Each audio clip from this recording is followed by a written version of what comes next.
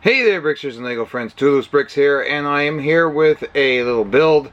It is the Harry Potter Hogwarts set. It's the game edition, and this is like from back in, and this says from back in around the 2010 era.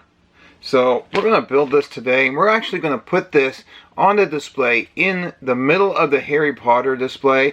So it'll be sort of like a courtyard. It kind of looks like a courtyard, so you know, the price was right. I got this for like 15 bucks. So, hey, why not? It's Harry Potter. I want to display it.